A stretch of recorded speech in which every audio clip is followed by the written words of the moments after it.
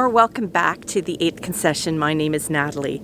Well, I guess you could call this the winter that wasn't. This is February on the 8th concession, Southern Ontario. This shouldn't look like this. Typically in February we still have a lot of snow and ice and cold temperatures, and this year, well, this is the warmest winter I can ever remember in my entire life. And while it is quite nice to be out in a spring jacket in February, I have to admit doing farm chores is much easier when it's mild.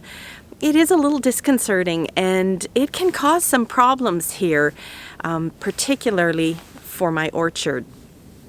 The problem is, now that temperatures are above freezing, and today it's supposed to go up to something like 8 Celsius, which is about 46 Fahrenheit, the trees are, because it's been several days of above freezing, they're starting to wake up. And the problem is, if they start growing, and then we do get another hard freeze or, snowstorm or ice storm, it's going to kill everything that has started to grow, including the blossoms. And without blossoms, no fruit. And while that's, very disappointing in a home orchard, it's even more devastating in a commercial orchard, which will mean, less fruit in the stores and higher prices. But we're not going to worry about that. We're only going to worry about what we can control, which is our own orchard. So what I'm going to do today is something I didn't plan on doing until at least April, and that's pruning my fruit trees, because if they do wake up and we don't get a big freeze and everything is fine, they're starting to grow. So that's the plan for today. Get them ready, and then whatever happens with the weather happens. If I have time, I'm also going to try and clean out my raspberry canes. I had some Jerusalem artichokes growing up through there, and they need the older canes taken back as well. I don't know if I'll get to the raspberries, but today I do want to do the orchard and get that done. So here's my peach tree. Boy, I'm worried that I'm already too late. It looks like maybe the buds are starting to break open. I better get to it. So what I'm going to do today is I am going to prune off some of the lower branches, especially on my peach here.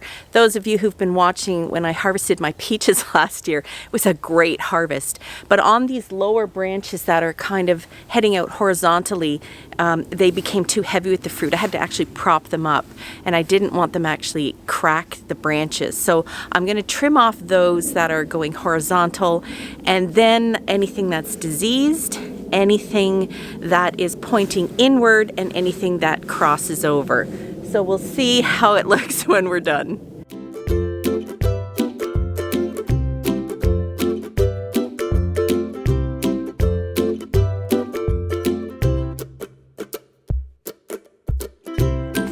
Now with the sweet cherry, I also have to prune it down lower because it's just growing so high that I can't reach the top branches anymore. That's going to be hard for me. I don't like cutting anything back too much, but it needs to be done.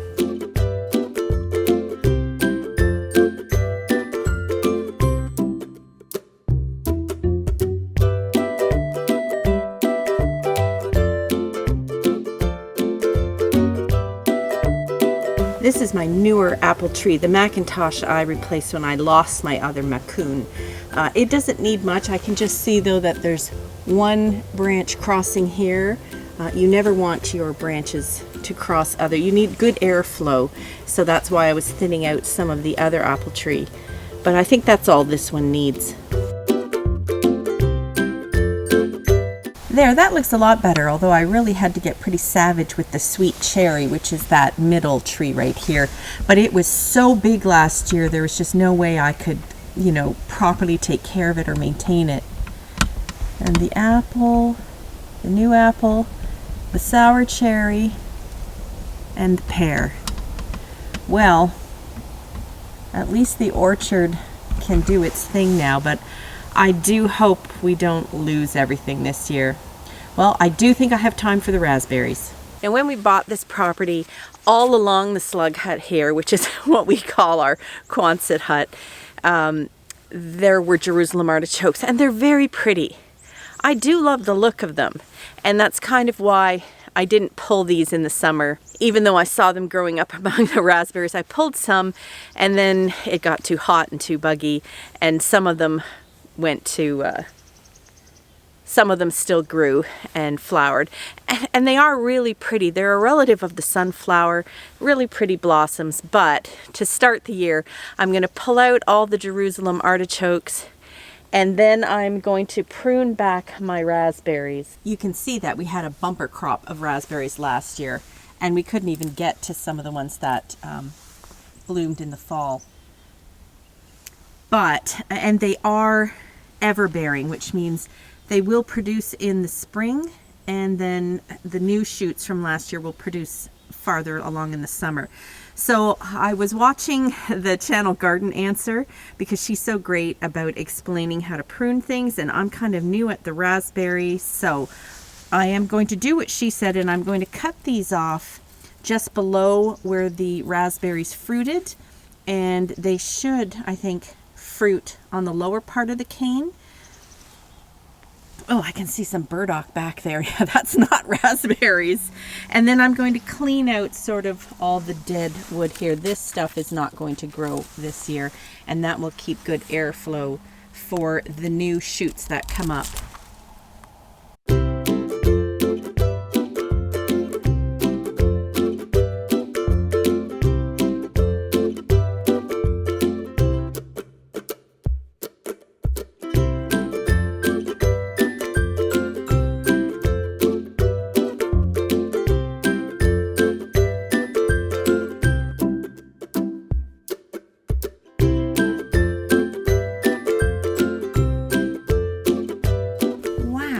Doesn't that look better?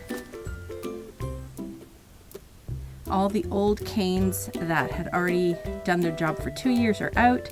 These new ones should bloom, and then lots of room and air circulation for the new sprouts to come up from the ground in the spring or next week. Maybe. You know, while it's mild and nice out, I might as well continue on and tackle my perennial sweet pea. It was amazing this past year, but you can see it's just a mound of dead right now. So I'm just gonna clean it all out, try and uncover the obelisk that's underneath it, and get it ready for this year.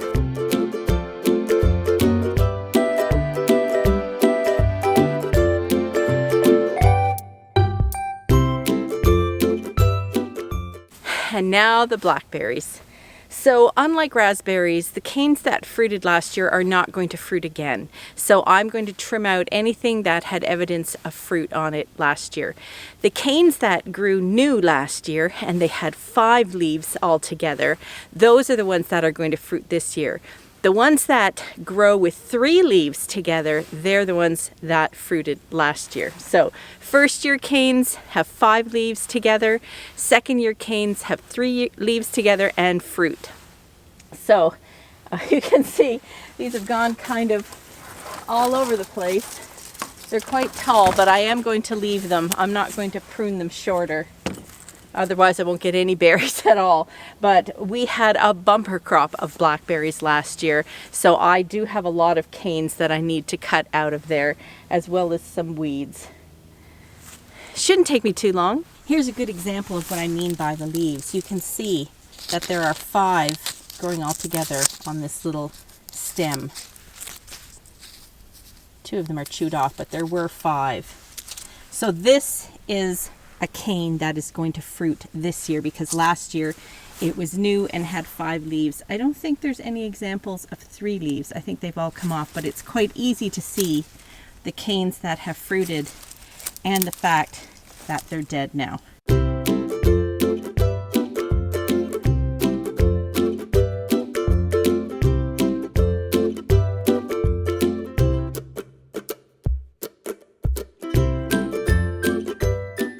Wow, that was a lot of canes that had to come out, but everything left here will fruit this year, and the plants will send up new shoots for the following year. By taking them out and pruning them, it gives the plants a chance to direct all their energy into making new shoots and berries and staying healthy. Although every now and then it felt like the blackberries were attacking me. Well, that's a good job done. I have to admit, I didn't think I'd be doing my orchard and my berry bushes in February. But you take advantage of the weather when you can, and it certainly will make the early spring go a lot smoother. I guess I can turn my attention to other chores instead of having to do this. So I am excited though to have some fresh berries this year. Hopefully we get fruit in the orchard, that Mother Nature doesn't wreck it all this year, but it's out of our control. I've done what I can to help the plants stay healthy and get a good, early start on the growing season. That's all I can do. I hope your gardening is getting an early start too. Bye for now.